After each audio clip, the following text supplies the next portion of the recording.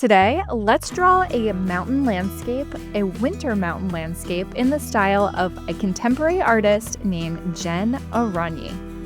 Jen Aranyi loves to make art inside of interesting shapes like bottles, circles, triangles.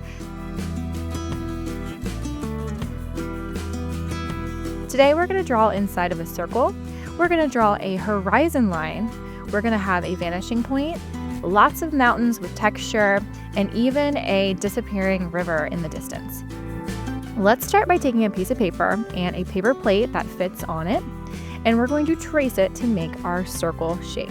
Hold it down with one hand and take your pencil and go carefully around the outside with the other.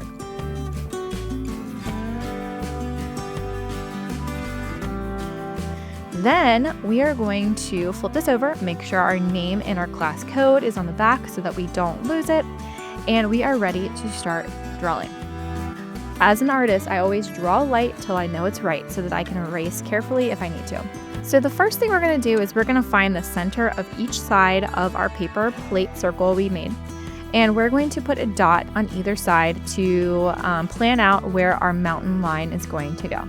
And I'm going to start by making kind of a zigzag line that goes up and down all the way across my paper. Now, you should not just do this fast. I want you to go nice and slow. Maybe some mountain peaks are tall, some are short, some are small, and just make an interesting line that goes up and down from one dot over to the other. This is the top of your mountains or the mountain line. Then we're going to go down a little bit lower. Make sure you pause the video as you go if you need to, if I'm going too fast. And we're going to connect those two dots with not quite a straight line, maybe a little bit wavy. Next, I have this dot here. I picked a spot on my horizon line to make a vanishing point. A vanishing point is where everything vanishes because it's so far away. This creates space in our art, and it makes it look like we are actually looking out at a landscape off into the distance. Now I'm going to draw two lines that come out from that vanishing point and wind down towards the bottom of my circle.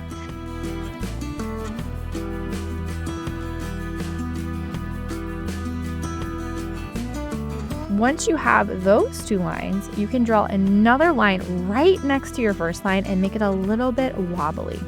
This is going to show the ground where the river cuts through, and it's got like a wobbly line because it's nature, and things in nature are not perfect. They're a little wobbly. On the other side, you'll see that I only drew it a little bit back towards the vanishing point. And then when the river curves so much that you can't really see the inside of where the water carves out of the land, I'm not going to draw that part, and then I'm going to come back out where it curves back. If that sounds confusing, I hope that makes sense. Pause the video, rewind, and watch that again if you need to. Now what we're going to do is we're going to plan out where our trees are going to go. Now, when you have trees that are close to you towards the bottom of your circle, those trees are going to be big. So I am making nice, tall, straight lines that are nice and big towards the front of the circle.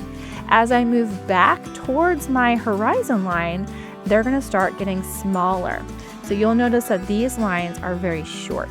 And as you go all the way back to that wobbly horizon line we made, they're going to be super duper tiny so that you can barely see them. This also shows space. It shows that things are smaller when they're farther away and larger when they are closer to you. So this might seem like a lot. Like I said, make sure that you pause the video, rewind it, go back and watch again if you need to. Okay, once you are ready, we're not drawing in the rest of our trees today. We're going to save that for when we're doing Sharpie. But we are going to find the peaks of each of our mountains, okay? So we're going to be drawing these wobbly lines that come down and cut through the mountains and back up to the valleys or the dips in our mountains. They're kind of like weird triangle shapes. The cool thing about mountains is that there's no right or wrong way to make mountains because they all look different. As you can see, we are drawing these wobbly triangular shapes that start at the peak of each mountaintop and then come back up to the valley or the area that's the bottom. So I've got a dot at the top at each peak. Now we're gonna put a dot at each valley, each low point. Then we'll start at the first peak and draw a wobbly line that comes down the center of the mountain and then back over to the peak or the valley on the other side. So I have this triangular shape. Now let's do it again on the next one. Find the next peak of the mountain, come down with a wobbly line and over to the valley. Each one can be a little bit different, just kind of make it up as you go. You can go straight down, you can curve to the side, you can do really whatever you want because this is a natural landmass and there's no right or wrong way to do it. So just wobbly wobbly all the way down to a point. This one's super weird. And then wobbly wobbly back up to the valley. So like I said, you can totally just make up a funky shape. It just needs to be kind of triangular and then you'll be able to recognize it as a mountain or the side of the mountain.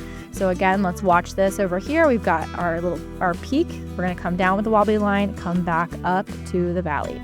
All right, that looks good. If you have empty areas that have lots of room, white areas like I do here, you can also make up some other wobbly organic shapes. So I'm just gonna make up a wobbly line and come down and then back up to fill in that gap. You can also do kind of medium-sized ones and little ones as well. Just do whatever you feel like your mountains need. Like I said, if you've got a lot of empty spaces, you might just want to add a couple of things in there like this. So like I said, I started at one point and I made a wobbly line that comes back around to itself just to make up an organic shape in those areas. Next art class, we will take our Sharpie and we'll add even more lines to make it look even more like a rugged mountain. All right, down here at the bottom, I made like a little wobbly line for like a cave that my river is going into. And now what I'm going to do is I'm going to add maybe some rocks in my riverbed. And just like with the trees, the rocks that you have closer to the bottom of the paper are going to be larger than the rocks that are farther away. The closer you get to that vanishing point, the smaller your rocks are going to be. And I'm making my rocks kind of flat at the bottom so that they look like they're submerged in the water and there's like a line where the water is touching the rock. That looks good. Again, the more details like this you add, the more space you are creating in your art to make it look like a landscape that goes way out into the distance. Okay, I think this is where we're going to stop today. We're going to add some more texture and some more detail with our Sharpie next art class. But I hope you had fun drawing out like Jen Aranyi with some pencil. And we've got a horizon line. We've got our river that is vanishing over to our vanishing point because it's so long and so far out that you can't see it anymore. We've got our rugged textured mountaintops, and we have our trees planned out for next time when we'll add some lines to make them look like evergreen or spruce trees. I can't wait to do that part with you next time, and I hope you had fun. Love, your cozy art teacher.